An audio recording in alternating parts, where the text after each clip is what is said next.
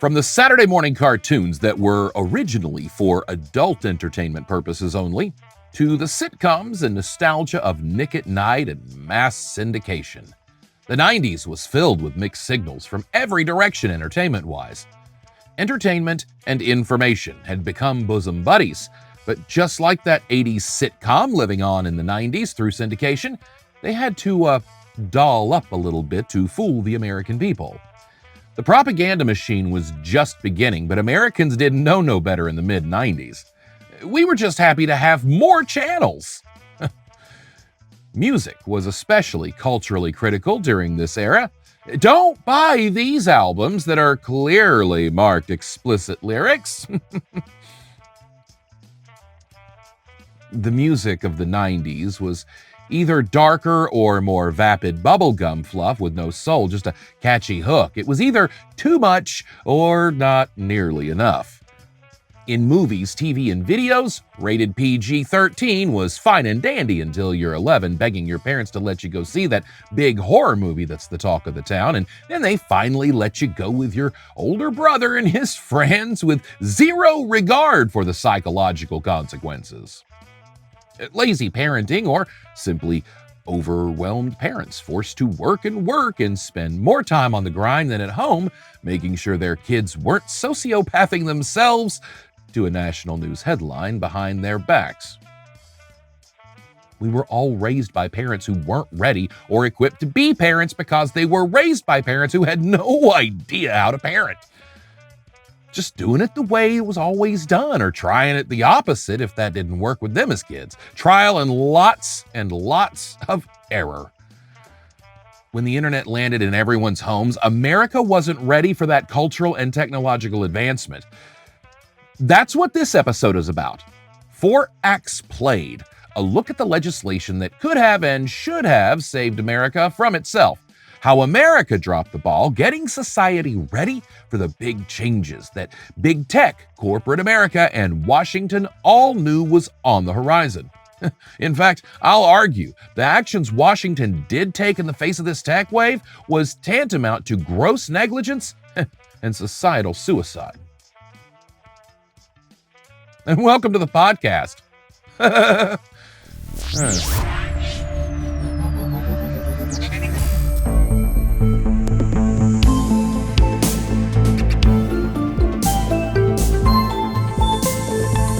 By 1997, Americans were enjoying a slew of new cable offerings and more channels and entertainment options and more information. It seemed for a while that everyone wanted in on the news game of some kind. Whether it was satirical headlines, a la Weekend Update or Talk Soup, or even the still satirical yet still informative Daily Show, or the news that was branded and marketed as news, news was big business. Local radio stations ran local news on the top of every hour, not because it was serving the public with information, but it was an opportunity to sell something. Radio didn't care that the audience just wanted the music to keep going. Radio station owners, they wanted those extra slots of advertising. Didn't matter, in the middle of Nowheresville, USA, the news didn't change from hour to hour. You had a good 15 to 20 spots you could sell at premium in a day for top-of-the-hour news and weather. Listeners just went with it because, what other options did they have? Tape decks or portable CD players that would skip every little time you hit a bump. News was already big business on television and radio. It was becoming big business online as the internet began becoming more invasive and available. This was nothing new. News was always the driving force of broadcast media. News was the moneymaker on local radio and television. The information was key. The news you need from the people you trust. Weather on the hour so you can stay safe. When blank happens, we were there to let you know. Decades and decades of that. The need to capitalize on this growing trend in the early 90s was paramount, and the powers that be began working on a plan. This would require Washington's interference to loosen those regulations because the pesky government had these annoying ownership rules in place, to protect the people from corruption, capitalism, and the cancer of misinformation and propaganda. Big media, corporate America, and big tech simply wouldn't have that little gnat flying around in their faces. No. There was money to be made, and no regard for the people. It was almost like the red flags and warning labels were right in front of us the whole time. We just didn't care. We were in a hurry, so we're going to wash, lather, rinse, repeat, and blow dry in the shower. We're in a hurry here. Don't ever use electronics in water. Just trust me. But America did and got the shock that sent us flatlining. I've talked about many of the big events, pop culture-wise, from the 90s and before that led to this crucial period of American history, the era of the erosion of America's ethical integrity. The moment Americans really threw their hands in the air and said, fuck it, let's just go with it. The issue with that is that level of resignation to a cultural trend or wave, if you will, is that it requires great prep work. The answer all along was that we should have regarded and respected brain science, the science of psychology, and realized that humans are susceptible to influence, brainwashing, manipulation, and coercion. What big media, Hollywood, Washington, Silicon Valley, and corporate America should have realized is that we the people aren't responsible enough to be handed the keys to the informational kingdom without some sort of structure. Well, rest assured, those entities were well aware. We the people weren't. Mental health being kicked to the back burners, swept under a rug for decades, despite major philosophical and scientific advancements of the mid to late 20th century, we still didn't embrace the psyche as a vital part of our being. Mind over matter, we told ourselves, then shamed ourselves for not being stronger or smarter than to fall for anything. We could have and should have been more mentally prepared by a government and system that acknowledged mental health as the single key difference that stands between someone who is intelligent and rational and those who fall prey to cults and extremism. It's education. It's mental health.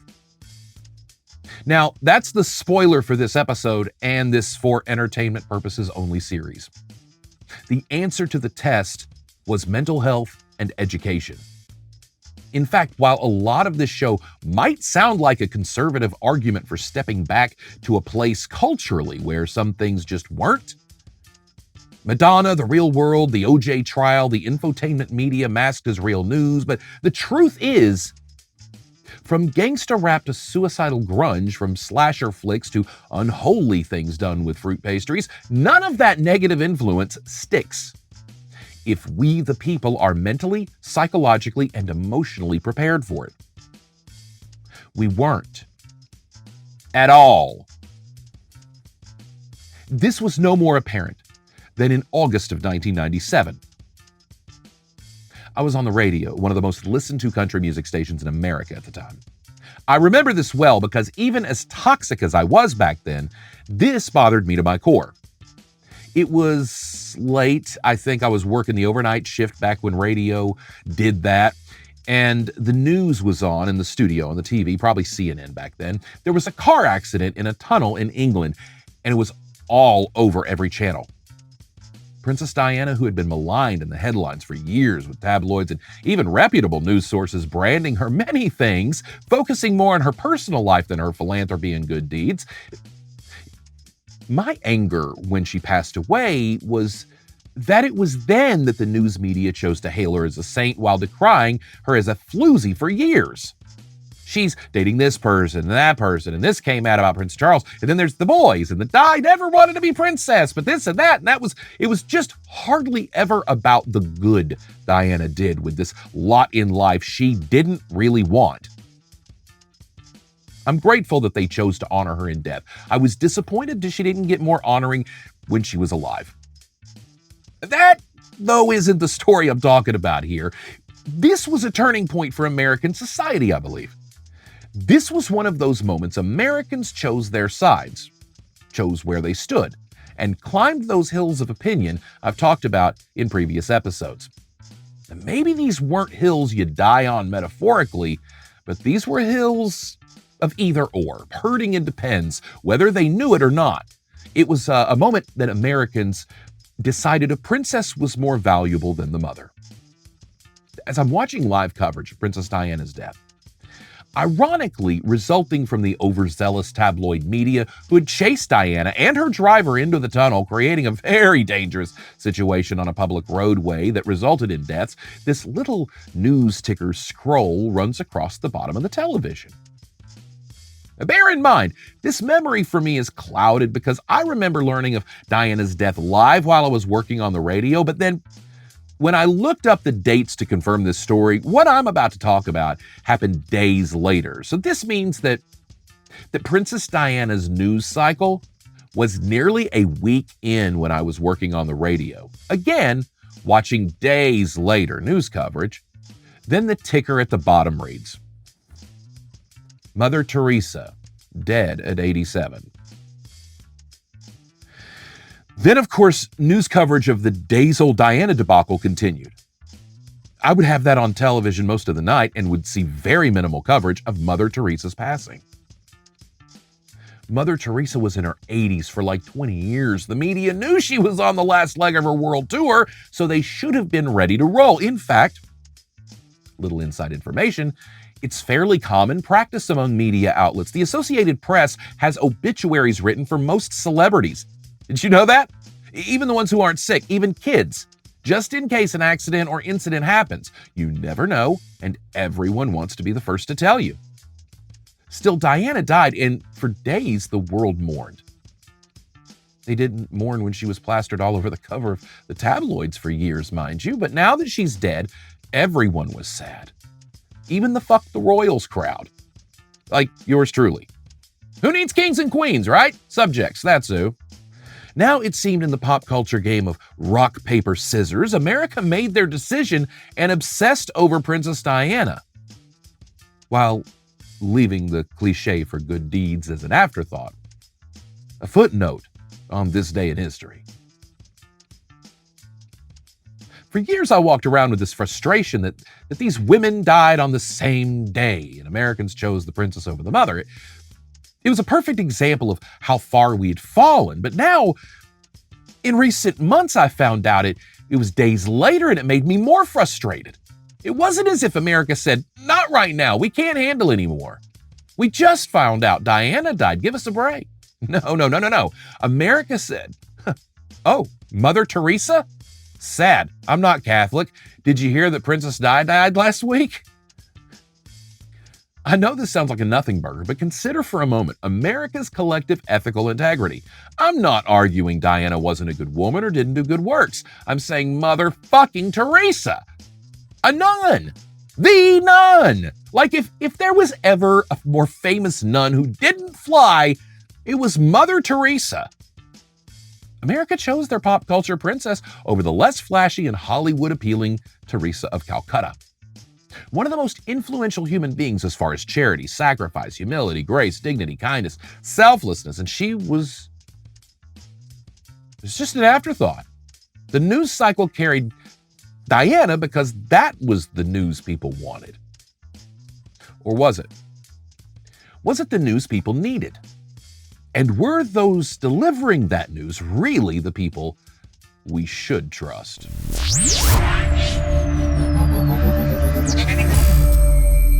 I've been discussing the warning labels Washington slapped on our music and how that backfired into making the music they didn't want kids to listen to sell through the roof.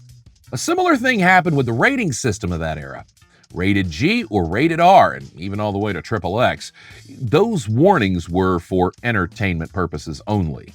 It was parental discretion advised, parental advisory. Washington acknowledged there was an issue and laid it at the feet of America's parents. Parents who were raised by parents who had no business having kids. Parents who had very little experience with child psychology or the stages of human development.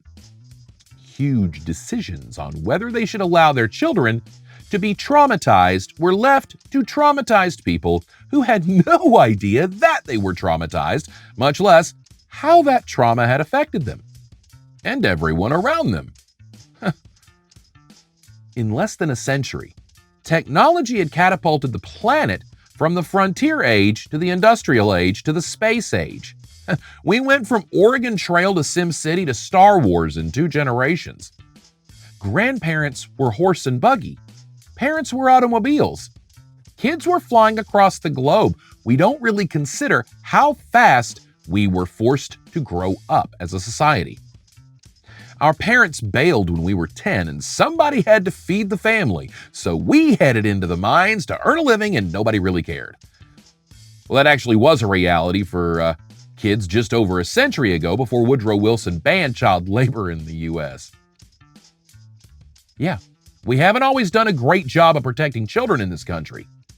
Even though for most of the 20th century, we've known about child psychology. We've known enough about it, certainly to know better.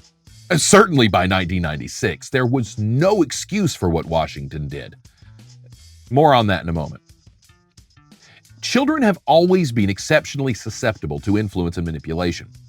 With all the recent talk in the public sphere of grooming children, it comes as a shock that conservatives are suddenly so concerned with indoctrination and grooming of children.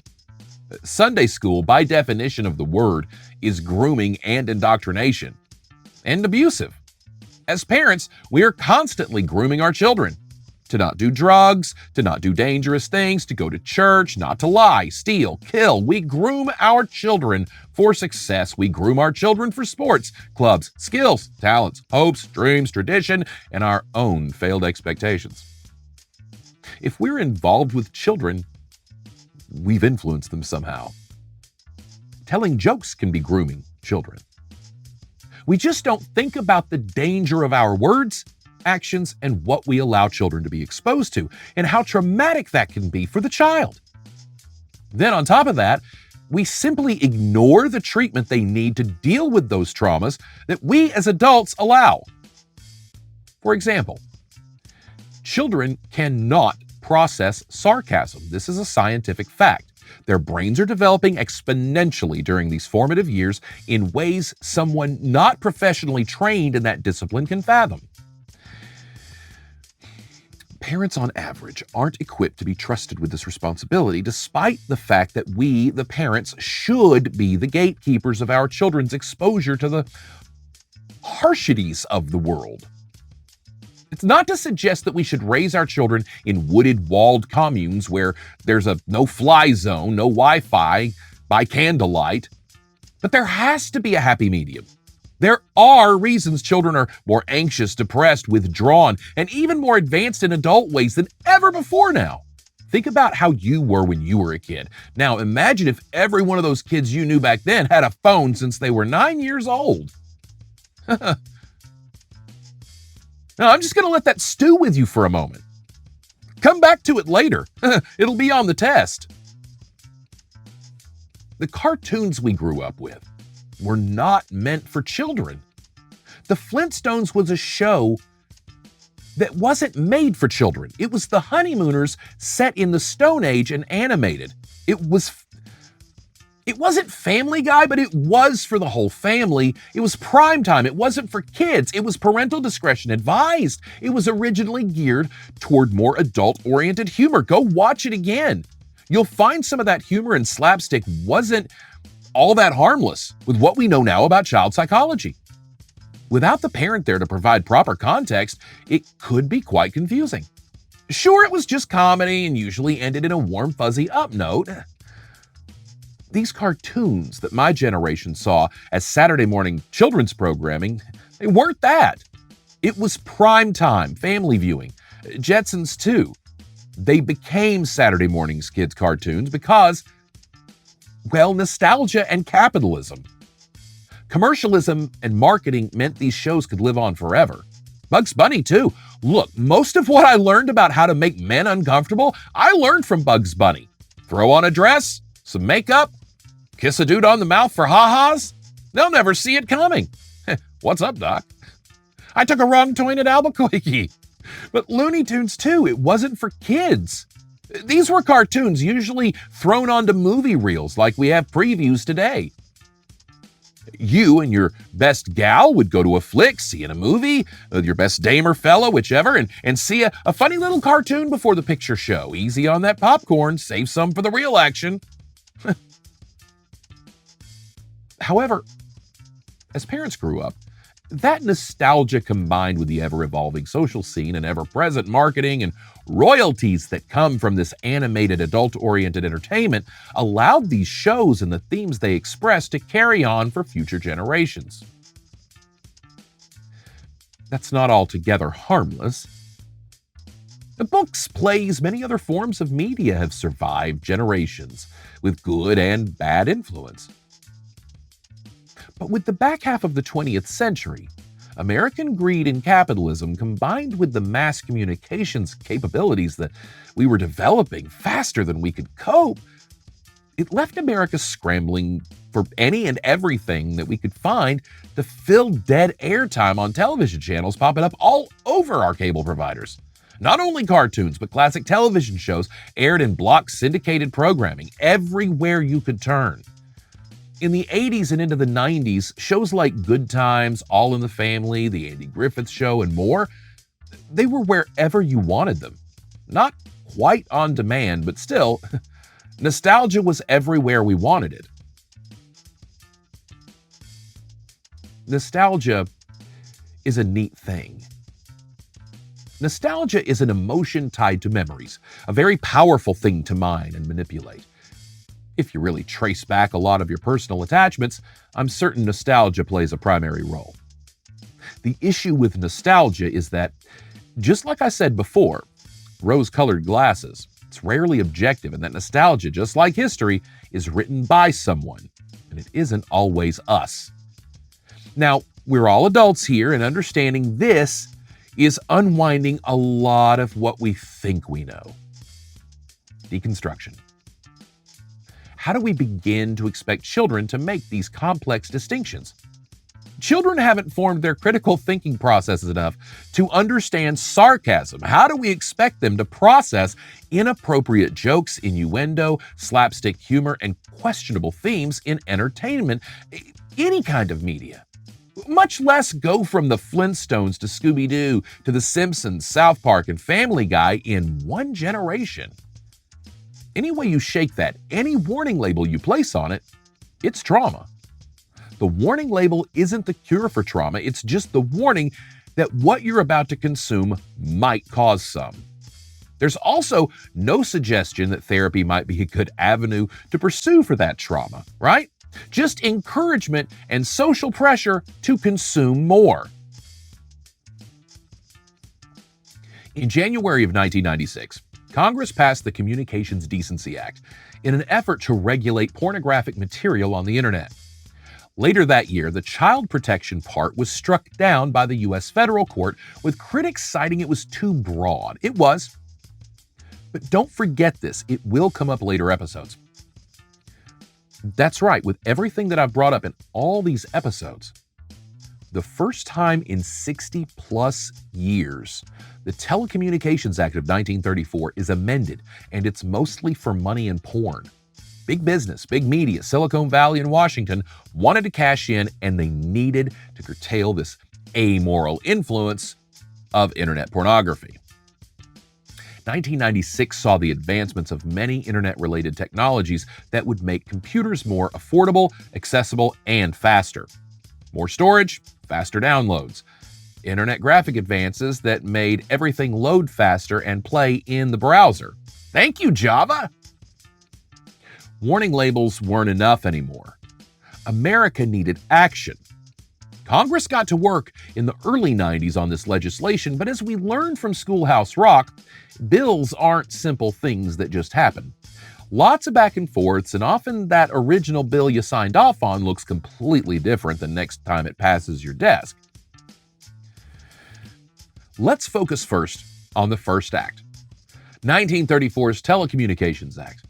I discussed last episode how it was brought about because of the rapidly advancing technologies in broadcast media, but also because of national security concerns that radio airwaves, telegraph, and telephone systems might become compromised without stringent regulations. Television was barely invented, and what we know of the internet right now was in its zygote stages. 1934, part of the New Deal legislation. This would breed the Federal Communications Commission, the entity that polices and protects the various broadcast mediums. Again, telephones go from, "Sarah, get me BR549, to Merton rigs with the bag phone on top of the bridge, to flip phones in our front pockets, before Congress decided to act on many issues this light-speed giant leap for mankind would cause. The traumas. American kids watched Howdy Doody up until the 60s, Mr. Rogers and Sesame Street since the 70s until the turn of the century for the former, and currently still for the latter. Children's programming, once upon a time, from Mr. Wizard's World to Reading Rainbow, was a sacred ground of soft-talking, teaching, and exploration of new ideas, exposing children to new ways of seeing the world around them. Many of these shows seemed over the top, saccharine, or pandering to little kids, talking down to them by today's standards. Really, many of these shows were produced with some child psychology, human development, and research-driven teaching strategies in mind. Barney the Dinosaur would make his debut in the early 90s. And with commercialization and mass media exploding the way it was around that time, this would mark a turning point in children's programming. The thing is, I know Howdy Doody toys existed. Howdy Doody was a toy after all. But Mr. Rogers and Sesame Street, I just don't recall the mass marketing of these shows the way we see today. That's not the Telecommunications Act, rather Ronald Reagan. Since before the 1960s, American children were being targeted as a viable commercial audience for broadcast advertisers. Remember that in the early 20th century, product placement was more valuable than a witty commercial with your favorite celebrity. You could have Lucille Ball hawking your favorite dish soap on a commercial, but to see Lucy Ricardo using it? Now that sells, baby! You've heard daytime dramas referred to as soap operas or soaps, more commonly, right? Well, that's because, like your loser cousin who went all in on Amway in the 90s, those shows originally sold soaps. Everything is run by money. Children's shows were no exception. They were marketing to young, vulnerable, gullible children in the shows with merchandise and toys available, if mommy and daddy would buy them. The Red Ryder BB gun from A Christmas Story. The little orphan Annie decoder ring he had to go through a lot of Ovaltine to get. Lone Ranger Tonto costume sets. Again, Howdy Doody dolls, play sets. Listen, this is when Christmas really started to become big business too. The rise of broadcast media, the rise of merchandising, marketing, and the rising cost of capitalism, with no context and very little regulation for we the people.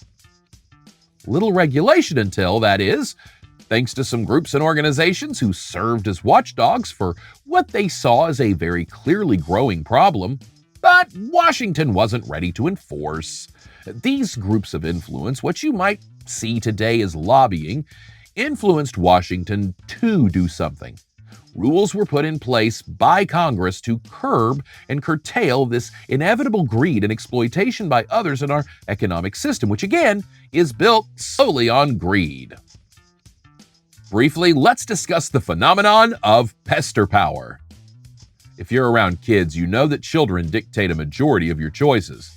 From where and what you eat, to where and what movies, concerts, events, theme parks, what you spend money on, the brands you purchase, the sodas, the foods, the programs you consume.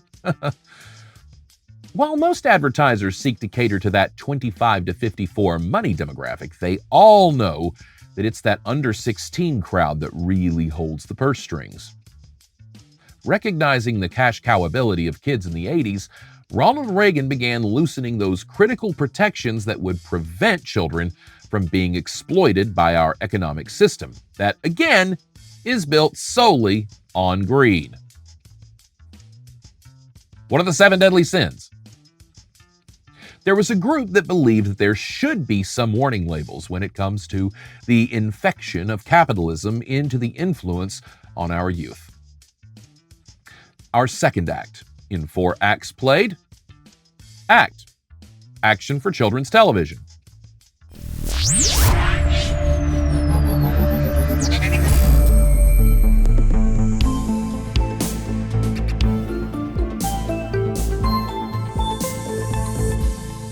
One could say those Howdy Doody and Lone Ranger kids would grow up on John Wayne, Chuck Norris, and maybe later Rambo.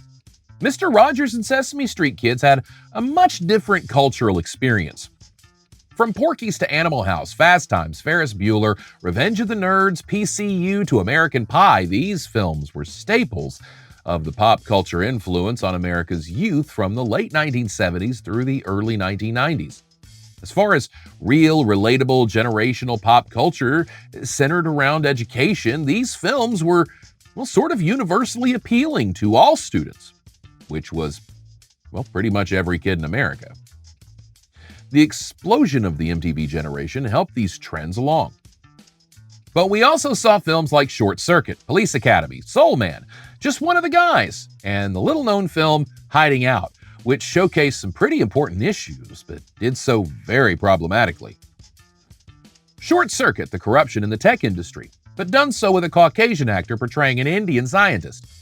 The role of police and how they're trained and funded, but done so with slapstick comedy with sexist, racist, ageist, ableist, lots of overtones and undertones. The disparity in the educational experience and financing that experience between racial and gender lines, but done so in blackface and a very awkward take on either drag, trans, or Title IX issues.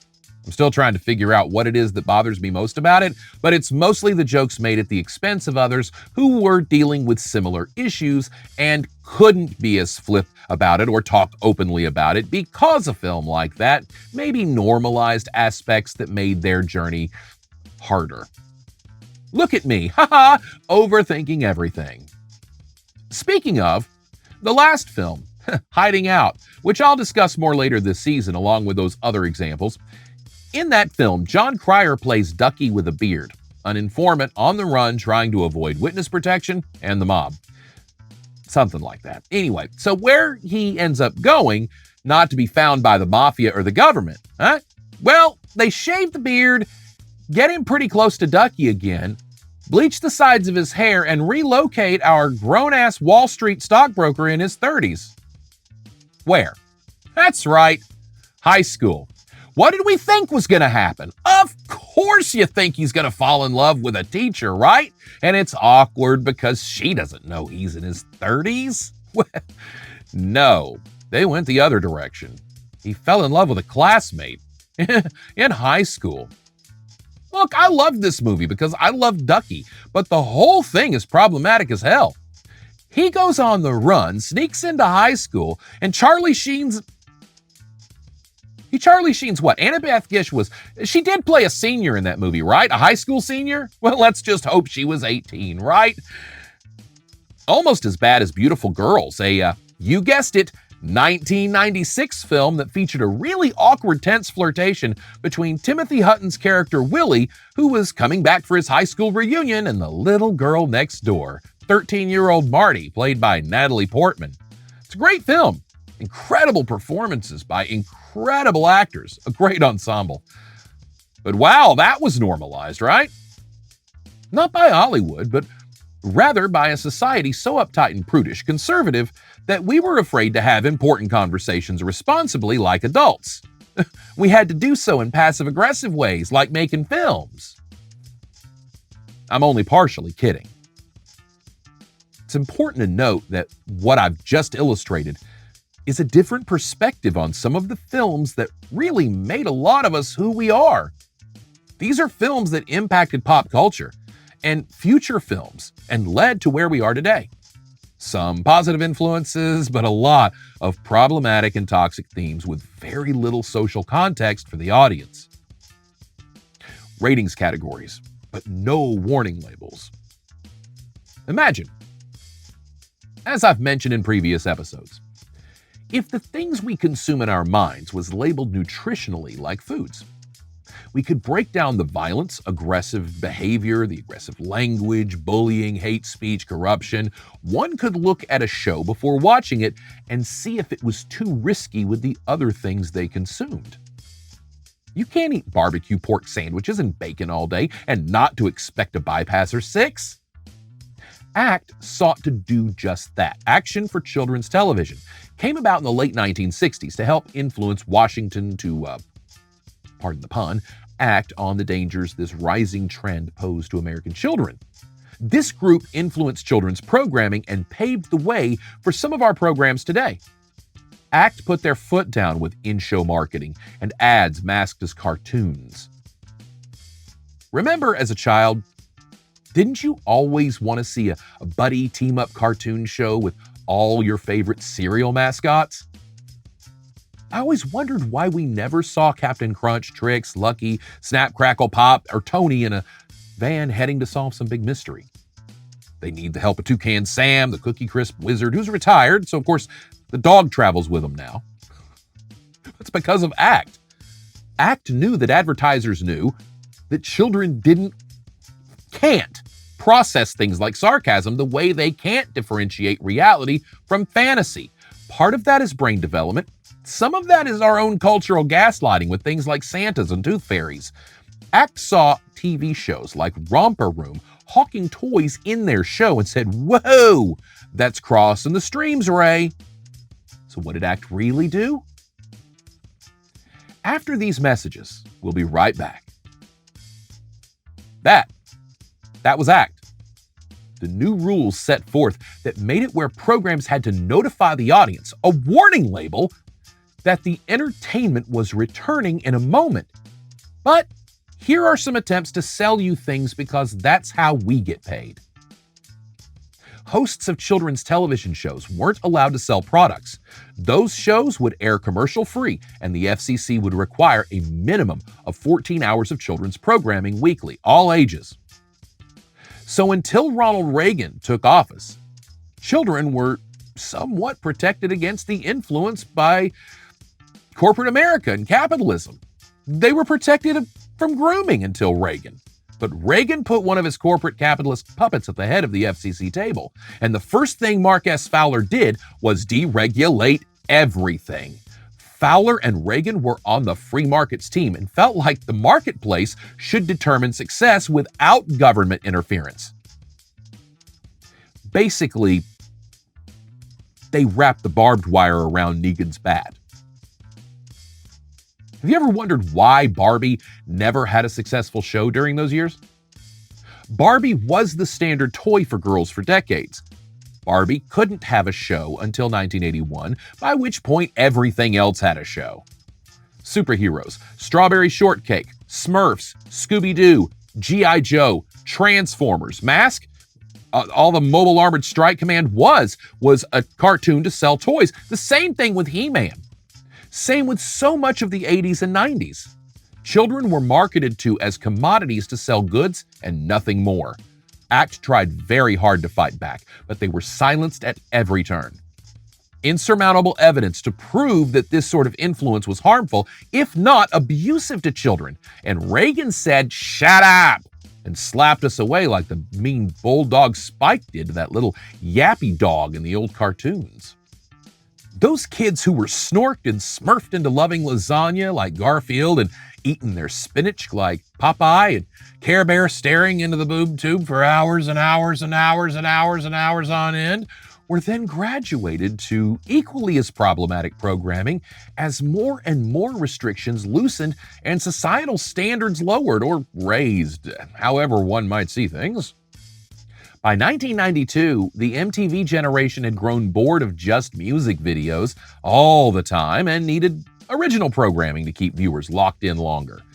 Addiction science. More ad dollars for high ratings. No one cared what that programming was. That programming became the real world, America's first foray into reality television. Now, one could argue game shows might be considerable ancestral honorable mention. They'd be right. It's more, though, than just the real person with a story trying to accomplish a goal, someone you could cheer for. A reality television was a game show where the collateral was personality, and the prize was 15 minutes of fame. Reality TV, though, brokered in the most insidious aspect of our educational social memories: popularity. Reality TV is and always has been about picking sides, picking favorites. I'll touch on this more in future episodes, but no, for the purpose of this episode, reality TV, the real world, Jersey Shore, the Kardashians, and even The Apprentice were all the natural evolution of entertainment after Reagan. When we talk of grooming, this is the greatest example you'll find. That's not Sunday school. For the sake of the almighty dollar, America sold out the sanctity of our children's souls, marketing and selling to them, which only inflames the entitlement, materialism, superficiality, and narcissistic qualities in humans. Greed. Reagan wanted to make America great again. That was his slogan first. In fact, the playbook on which Donald Trump would win the presidency? Old bonzos. America had reality TV thrust in our faces, with TVs showing up everywhere in the late 80s and early 90s. It was impossible to escape information. We lived a reality show with Desert Shield, Desert Storm, whatever, Desert Oil. Then we actually got reality TV. These shows accentuated some of the worst and most toxic traits in their characters and played them up for entertainment purposes only, but with no warning labels to speak of. The Apprentice normalized mockery and showcased America's toxic royalty attitude among the elite wealthy class and how they viewed real people. That show alone should have disqualified the man from the presidency, but good luck finding any of those episodes anywhere today. Thanks, Mark Burnett. You're a real hero. Professional wrestling since 1982, when Vince McMahon took over his father's World Wrestling Federation, now the WWE, has seen an explosion of relevance thanks to specific marketing to children. Hell, there was a Hulk Hogan cartoon with a lot of the big wrestlers in the mid-80s. Toys were the rage, and everybody wanted a shirt they could rip off like Hulkster.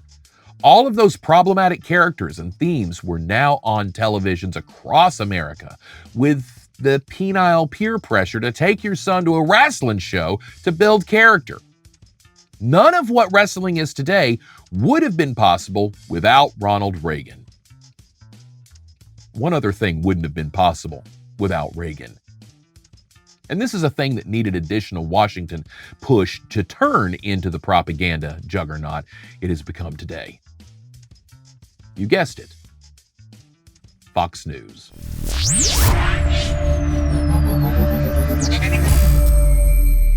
The Telecommunications Act of 1934 brought forth the principle of PICON, which will come up later in this show. This is the idea that broadcast media, according to the Federal Communications Commission, has responsibilities to the communities which they serve. It's that they should operate in the public's interest, convenience, and necessity. In later years, that "and" sort of becomes an "or." Spoilers. Those are tall orders, to act in the public's interest. Well, it's hard to argue Mr. Fowler did that in 1981. It seemed like ACT was working on regulations that would have been in the public's interest. To act at the public's convenience. Broadcast media signals offered for free to any device that could receive them. It was the easiest and fastest form of mass communications in 1934. Convenience can be interpreted in a few ways, but really the community just needs their media to be accessible. 1996 would change that forever. To act for the public's necessity, emergency situations, storm coverage, Amber Alerts, 9/11. We now interrupt your regularly scheduled broadcast for this special report. Fair enough. The issue, of course, is that today broadcast media outlets do not operate in the public's interest. They're often owned by massive corporations from other places. How inconvenient. And the necessity isn't really as much an issue in the age of the internet. Yes, EMP attacks and internet infrastructure catastrophes aside, there's no guarantee modern radio technology would work then either. Necessity is null. Who turns on the radio anymore for anything? But in 1996, the tides were changing. For 15 years, American society had been dumbed down and numbed down sufficiently, so that when Congress passes the Telecommunications Act of 1996, we didn't bat an eye. We didn't seem to notice that deregulation of ownership rules by the FCC had been relaxed in the bill, or that specific language regarding children's safety on the internet was legally problematic almost deliberately and was struck down later by the Supreme Court. That part about regulating internet pornography? That was enough hype for another day, it seemed. The important thing was making sure their rich, white friends could own more media outlets. You see, for decades prior to 1996, Congress had strict limits on how much media presence one entity could have in a given area.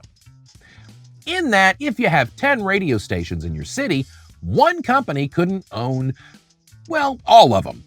One company could own 2 FMs, 1 or 2 AMs, depending on specifics. One company couldn't own 7 out of 10, or 10 out of 10, or 4 of the 10, a newspaper, 2 TV stations, billboards, a concert venue, and a phone service provider. I heart myself sometimes. In an era when act and the American people desperately needed Congress to act, they simply opened the floodgates and finished the job Reagan started. In fact, since the 1980s, the FCC had slowly been loosening the tight grip on media ownership and cross-ownership regulations that restricted one company from owning too much of the pie. Then in 1992, as Bill Clinton was being elected into his first term, all those restrictions really got loosened. That wasn't enough, though. By 1996, Bill Clinton's Congress passed the Telecommunications Act that amended the 1934 legislation. That's right, kiddos. A bipartisan Congress, along with the Democratic President Bill Clinton, signed into law the Telecommunications Act of 1996, which removed the national cap for media ownership and opened the door for the biggest media companies to become even bigger. What this did was slowly enable small-town media outlets to be gobbled up by big media companies like, well, here's the fun thing about having worked in that industry at the time. The companies that would buy up the smaller stations would then get bought by even bigger companies. I know guys who worked for 3 different companies in a year and never changed jobs. It was a crazy time of corruption and capitalism run amok.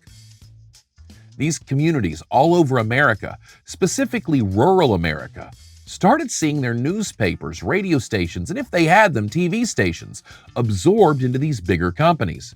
Sometimes the competition. Greed begets more greed.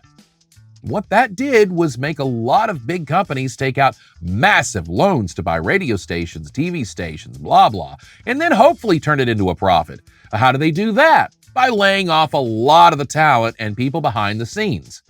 They kept the revolving door of salespeople and paid them well, with increasing workload and decreasing the pay of the talented personalities of the programming staff that actually made the product to sell. This became industry standard. What was once a company with multiple radio stations and multiple people on staff at each of those stations became a drastic cut in over half the personnel and whomever was left to pick up the pieces. These big companies only cared about their stockholders and the bottom line. More of that win today at any and all costs with no accounting for tomorrow corporate conservative philosophy. These stations played Garth Brooks' If Tomorrow Never Comes one too many times. But tomorrow did come, and technology evolved beyond terrestrial radio and broadcast media. Because that's all the Federal Communications Commission has the power over.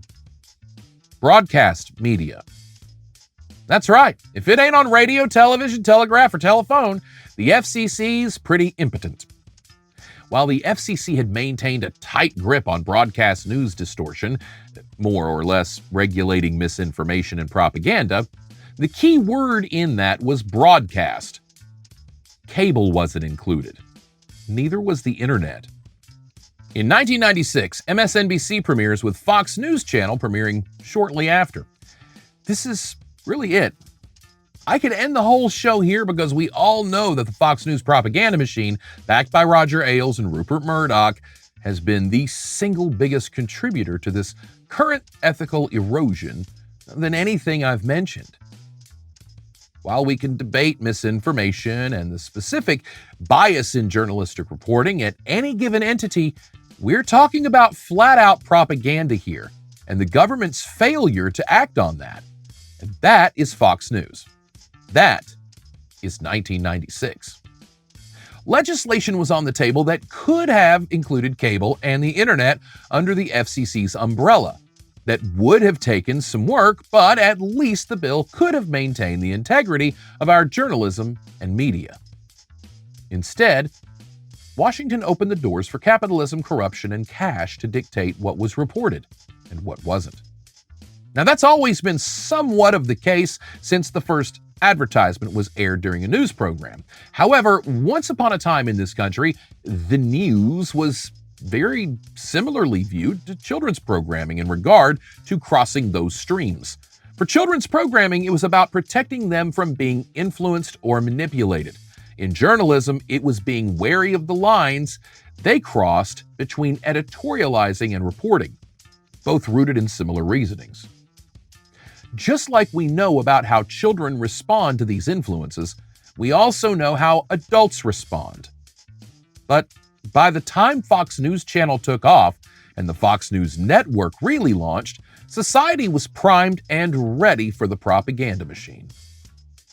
By the mid to late 90s, our defenses were lowered with our children's TV hosts exposing themselves, actor-athletes turning into real-life slasher flicks, the rise of America's obsession with true crime, icons in sports turning heel just to win, a president who took the phrase under-the-table dealings to a new low. Almost every direction, Americans were being inundated with conflicting ideals that challenged many of the foundational values many of us were brought up on.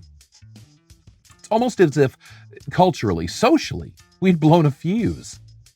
In less than a decade, Fox News Channel would spawn Fox News Radio, planting their infotainment programming on over 60 radio stations across America in the first year. After the original syndicator, Westwood One, struck a deal with Clear Channel, now iHeart, Fox News could then spread out across America, rural America. Now that the Telecom Act allowed companies like Clear Channel to grow into the insurmountable and overreaching juggernaut of media influence, iHeartMedia, which Overthinking Everything is happy to be on. Fox News Channel caught on with conservatives across the country, and after 9/11, their footprint grew exponentially. For the first time, they beat CNN in the ratings and would hold that for most of the 2000s. For perspective, 60 Fox-affiliated radio stations in 2005 would grow to over 500 stations nationwide today.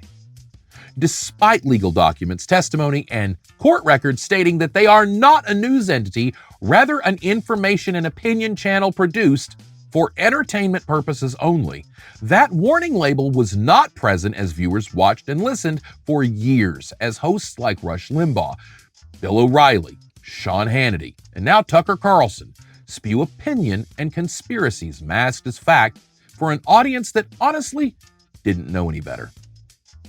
An audience that went from Howdy Doody to Rambo and Mr. Rogers to Mr. McMahon was ill-prepared to sift through this sea of misinformation, fake news, and sensationalized propaganda. The informational defenses had been lowered through the continued cultural demonization of education. Those good jobs they worked at that didn't require all that fancy college education, those had been shipped overseas by those who supported Fox News, and the audience was convinced the boogeyman did it.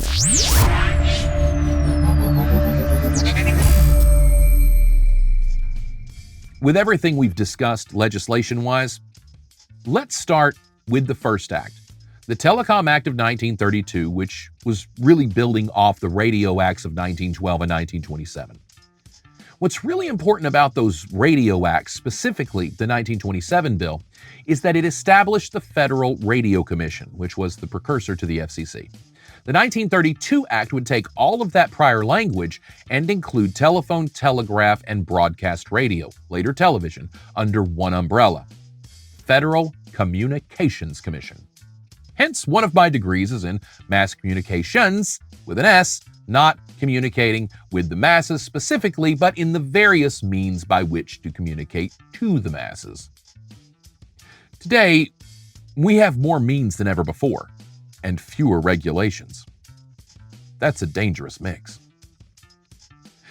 The Radio Act of 1912 basically put the broadcast airwaves under the control of the United States government.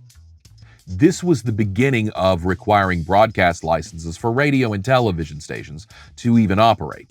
A governmental gatekeeper of the airwaves, but maybe a necessary one for the time. This was also reactionary to the sinking of the Titanic, and key language in this bill required ships to be on constant alert for distress signals. A decade and a half later, the Radio Act of 1927 would dictate, and this is the real kicker to all of this.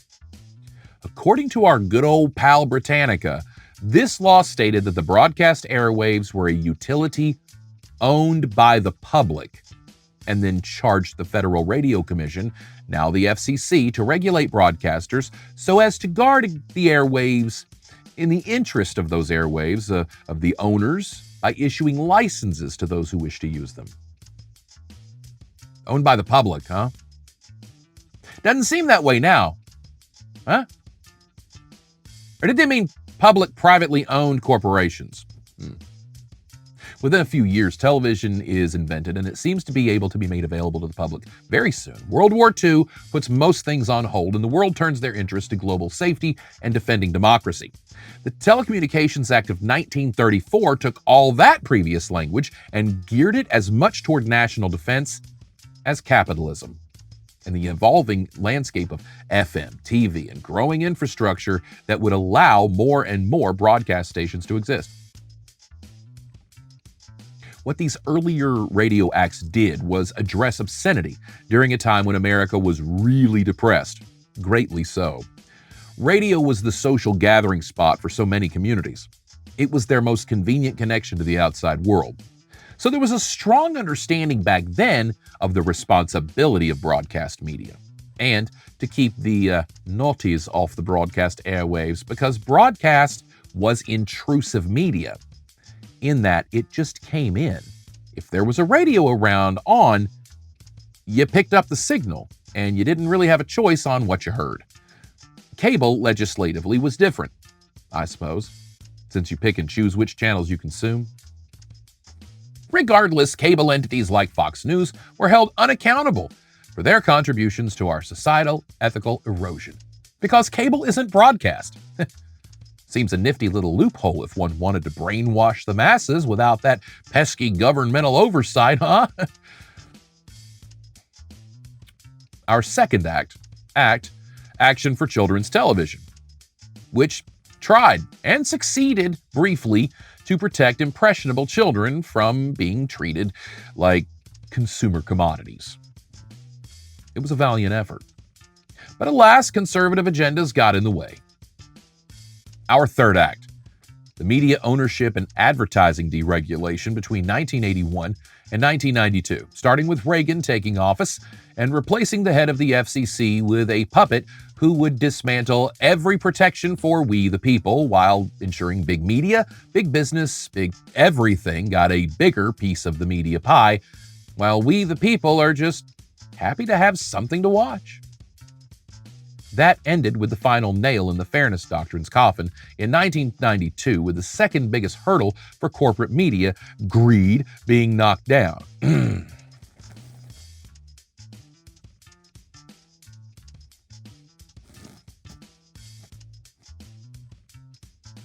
While we, the people, are just happy to have something to watch. That ended with the final nail in the Fairness Doctrine's coffin in 1992, with the single biggest hurdle for corporate media greed being knocked down: the media ownership rules for individual media markets. Once that happened, companies went all in, buying up all the competition in town until, 4 years later, they'd pass legislation that would undo those pesky federal restrictions of corporate media ownership, making it so that whomever could own whatever, now pretty much, wherever. That brings us to, finally, our fourth act. The Telecommunications Act of 1996, which did nothing to protect we the people and blasted open the floodgates for corporate propaganda, misinformation, election manipulation, the rise of American fascism, and open white supremacy, the threat of a nationalist state. And also was the problematic frat brother that pledged in Citizens United, Sarah Palin, Donald Trump, and the January 6th insurrection. Just to scratch the surface. See what happens when you're not paying attention to the news?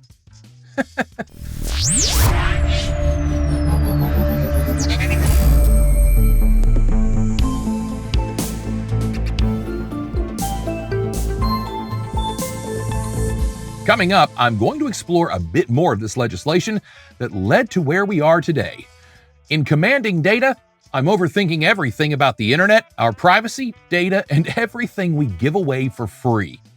I'm looking at things like healthcare and education and infrastructure in different ways because, you see, we the people have been made a commodity by all of this legislation I've talked about in this For Entertainment Purposes Only series. The government made us a commodity, but we aren't being paid accordingly. Advertisers get to dig their teeth into us at every turn, and what do we get out of it? Manipulated, exploited, and marketed to? But hey, congrats on that 10% discount on tires. That'll teach you to say I'm tired too close to your phone. In Commanding Data, I'm looking at the legislation that sold we the people out on the internet and seared off our digital fingerprints. We don't even own ourselves. Wait, you did know you don't own yourself, right? Go read those terms of service. You sold your soul to the company's store. Or social media. Or really the new toaster you bought. It's everywhere. And I'm overthinking it all as I'm deconstructing a culture of cultism. Thanks for joining me. You can check out all my other videos. I've got them set aside for playlists on YouTube. I've got my original music. I've got my TikToks, all of Overthinking Everything, and clips of my acting and voiceover career. So go check them out. It's all organized for your convenience. Check out my merch store and get your Sir Talks a Lot swag, trigger tees, and let everybody know where you stand. They make great gift ideas as well. You can follow me on TikTok and like, share, and subscribe to this channel. Do all the things I need you to do, and if you really like this series, you can consider a donation to Cash App. Subscribe to me on Patreon. I'm Josh Brandon, and I'm overthinking everything.